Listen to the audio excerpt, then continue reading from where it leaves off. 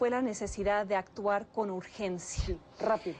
Con enorme rapidez, como lo está haciendo, por ejemplo, Barack Obama en Estados Unidos. Entender, que hoy estuvo bárbaro, ¿eh? Sí, entender que hay cosas que se tienen que hacer en este momento. El gasto para promover la inversión en infraestructura, proteger el empleo, decisiones que son de coyuntura. Y yo rescato eso, en lo que insistió mucho, por ejemplo, Ricardo Lagos. Pero Sanguinetti dijo, va a haber país después de esta crisis y desde este momento habrá que ir pensando en qué tipo de país emerge después de la crisis. Y en ese sentido fue mi participación en ir más allá de la coyuntura e ir a lo estructural para tratar de entender por qué no crecemos, no solo en medio de esta crisis, sino por qué no crecemos desde hace 30 años. Y creo que Guillermo Ortiz también recuperó esto al decir nuestro porcentaje de crecimiento anual ha sido muy bajo en comparación con otros países de América Latina.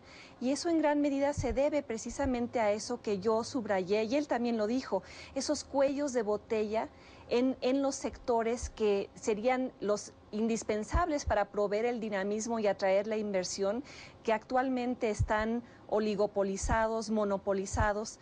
Él lo mencionó e incluso Agustín Carstens lo retomó cuando dijo: es necesario desmantelar los monopolios en telecomunicaciones, y se refirió a la telefonía. Ahora, yo agradezco que lo haya dicho, pero en ese caso me parece que llega esa advertencia o ese exhorto 18 años tarde. Déjame hacer una pausa y regresamos, estoy de acuerdo. Pues sí, efectivamente, cuando tuvo en su mano. Dicha crisis inició en el 2007 como un problema en apariencia focalizado en el sector hipotecario de los Estados Unidos. Al generar grandes pérdidas de intermediarios financieros e inversionistas institucionales de múltiples países industrializados, la crisis se volvió sistémica. La pérdida de confianza y el rebalanceo de carteras afectó a todos los mercados, llevando a un contagio financiero internacional. Con el tiempo, inevitablemente los sectores reales de las economías de todos los países se han visto afectados, lo que ha llevado a una profunda recesión mundial con perspectivas de una recuperación lenta. Evidentemente, al estar esperando una contracción económica, esto corresponde a cualquier definición de recesión. No hemos dado todavía una perspectiva para 2010. Esperamos que hacia fines del año ya veamos una variación, digamos, en el margen de la actividad económica que nos va indicando, bueno, pues que ya salimos de la parte más recesiva del ciclo, ¿no? Bueno, regresamos, Denise Dresser. Tenemos problemas para restablecer la comunicación con Gerardo Esquivel, a ver si lo logramos antes de que acabe el programa. Pero bueno, está Guillermo Ortiz, que retomamos esta parte, Agustín Carstens, que ya también escuchamos hace un momento, y ya recuperamos la comunicación con Gerardo Esquivel. Gerardo, te preguntaba sobre tu valoración. ¿Qué piensas de lo que dijeron las dos autoridades, la de la banca central y la financiera, en la mesa en la que tú participaste? ¿Qué te queda de eso? Mira, yo creo que habría que dividirlo en dos partes. Una, la parte coyuntural, digamos, propiamente dicho, de la crisis, y otra como la parte más estructural, es decir, cómo hacerle para crecer hacia el futuro. De lo primero me deja un poco preocupado que percibo una carencia total de un sentido de urgencia. Es decir, mientras que en todo el mundo se está discutiendo la magnitud de la crisis, el impacto que va a tener en el empleo, el costo social y cómo enfrentarla, me parece que en ambas autoridades no hubo una sensibilidad en ese sentido, ¿no? Me parece que no les preocupaba aparentemente o no se daban cuenta cabalmente de la urgencia que esto implica y de lo que puede costar a la sociedad la crisis en esos dos términos. Y luego en el eso me preocupó, la parte coyuntural. Y de la parte estructural, digamos, de sus propuestas, que hubo muchas propuestas, algunas muy interesantes, también hubo algo que me preocupa, que es que me parece que la solución que plantean en la mayor medida es como continuar con las reformas pendientes o profundizar en algunas reformas que ya se han implementado, pero no me parece que ataquen otras cosas fundamentales o que planteen cosas realmente distintas. Es un poco nada más como decir, esto es un pequeño alto en el camino, continuemos con las reformas. Se mencionó la reforma laboral, se mencionó reforma de telecomunicaciones, algunas cosas normativas, pero no me parece que hayan atacado algunas cosas que me parecen fundamentales, sobre todo en este contexto, que este contexto de crisis ha evidenciado. Por ejemplo, nunca se discutió una reforma al sistema de cobertura social que hubiera permitido o que permita en el futuro enfrentar mejor las crisis, como el seguro de desempleo. No se habló de una mejor coordinación de la política macroeconómica. Eso me preocupa en general de las dos participaciones, tanto del doctor Ortiz como del doctor Castro. Déjenme, Denise, Gerardo, hacer una pausa y regreso con el efecto que causaron sus dichos respecto a el tamaño, digamos, del decrecimiento o recesión que pueda marcar la economía mexicana y la respuesta que se interpretó en la prensa como una especie de regaño desde Davos de Felipe Calderón. Después de la pausa les pregunto sobre eso.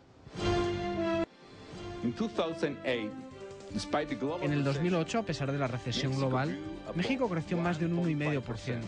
Como saben, en el pasado México ha experimentado severas crisis. Sin embargo, en la situación actual hay una gran diferencia, porque estamos mejor preparados que nunca para enfrentar la tormenta. Asimismo, estamos más preparados porque hicimos bien la tarea. Tenemos finanzas públicas sólidas, una de las más bajas tasas inflacionarias y riesgo país en la región, un sistema bancario estable y reservas internacionales que equivalen a 4 veces nuestra deuda extranjera total. Bueno, es Felipe Calderón, el presidente de México, con traducción simultánea. Gerardo y Denise, me quedo con la pregunta que hice antes de la pausa sobre qué piensan de las declaraciones de Ortiz, de Carstens, en un tono crudo, digamos, ¿no?, descriptivo de lo que ven sobre lo que viene en materia de crisis y de recesión. Y después lo que dijo Felipe Calderón, en donde pues llama al realismo, ni al optimismo ni al pesimismo, sino al realismo. ¿Qué te dice esto, Gerardo? Bueno, me dice que, para empezar, sigue habiendo una diferencia importante entre la percepción de la Secretaría de Hacienda y del Banco de México.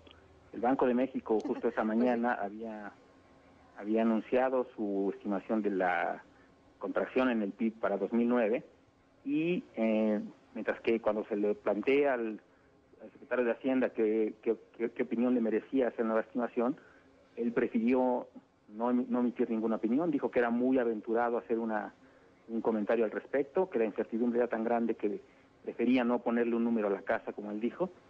Pero en general lo que básicamente demostraba es que existe una diferencia de opiniones que realmente no tiene mucho sentido, porque hay un gran consenso en términos de los analistas económicos de que eso es lo que va a ocurrir en el 2009. Entonces es algo preocupante y en ese sentido pues, se enmarca dentro del comentario del presidente Calderón de decir, seamos realistas, pero en este caso ser realistas parece ser cerrar los ojos y no observar lo que realmente está ocurriendo. ¿Qué dices, Denise? Sí, yo creo que aquí el realista es Guillermo Ortiz, y tan es así que los analistas financieros internacionales en las notas recientes sobre México, en el Financial Times, en el Economist, están resaltando precisamente las cifras de las que él habla. Ahora, queda claro que para salir de esta crisis, una de las palancas más importantes va a tener que ser la inversión extranjera. Eso es lo que le preocupa a Felipe Calderón ahora que está en Davos y está intentando presentar una imagen de un país en el cual se puede confiar, un país con estabilidad. Y claro, las declaraciones de Guillermo Ortiz en este contexto pues son como un balde de agua fría. Pero creo que lo que el presidente Calderón tendría que entender es que la confianza no es el único factor que genera la inversión. Las oportunidades que un país puede proveer son determinantes para quien decide invertir o no. Y en ese sentido, lo que le ha faltado a México son las reformas más profundas a las que se ha referido Gerardo y de las que yo hablé hoy, que incidan en la competitividad, que hagan de México un lugar atractivo para invertir, que haya dónde invertir. Y con esta estructura piramidal, concentrada, oligopólica y con tantas trabas a la inversión, tanto de los de dentro como de los de fuera, pues México se vuelve un lugar confiable quizá a los ojos del presidente, pero poco atractivo para la inversión. Déjenme, Gerardo, Denise, ir a una pausa y regresamos en la parte final. Bueno, pues se acabó el tiempo, lamentablemente. Gerardo Esquivel, gracias por acompañarnos esta noche en esta transmisión. Te aprecio mucho que nos hayas acompañado con tu punto de vista sobre este foro. Gracias a ti, Carmen.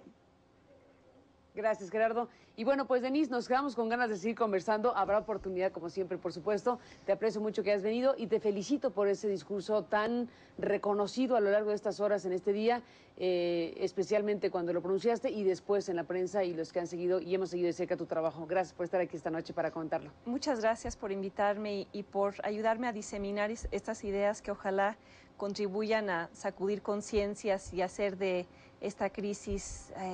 ¿Oportunidad? No, por lo menos de debatir. Ya es casi un cliché decir que la crisis se va a volver una oportunidad. Ojalá que la crisis para este país contribuya a despertarlo de su letargo, pues a inyectarle un sentido de urgencia. Gracias, Denise, por estar aquí y por ayudar a ello. Con esto nos vamos. Pásela bien, que tenga una buena noche, que descanse. Te espero mañana.